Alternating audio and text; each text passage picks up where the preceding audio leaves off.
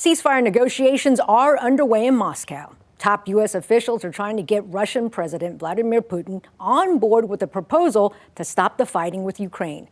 Putin responding to the deal today ahead of a scheduled meeting with U.S. Special Envoy Steve Witkoff.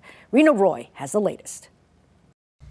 Russian President Vladimir Putin responding today to a temporary ceasefire proposal from the U.S. that would stop the fighting with Ukraine for 30 days.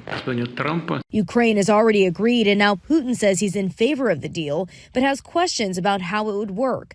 Putin asking for guarantees that during that time frame, Ukraine will not mobilize, will not train, and will not receive weapons. I think in some ways he's being a little cute, if you will, and you don't usually hear that associated with President Putin. Ukraine calling Putin's response typical, saying Russia's information strategy will be aimed at accusing Ukraine of their own violations and making strange demands.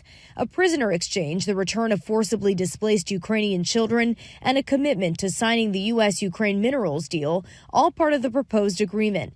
Last week, President Trump threatened more sanctions if Russia does not agree to a ceasefire.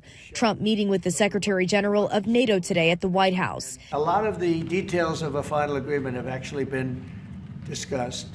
Now we're going to see whether or not Russia's there, and if they're not, it'll be a very disappointing moment for the world. Meanwhile, the fighting rages on, with both sides ramping up attacks in the contested border region of Kursk. Putin traveling there this week, ordering his troops to destroy any Ukrainian formations.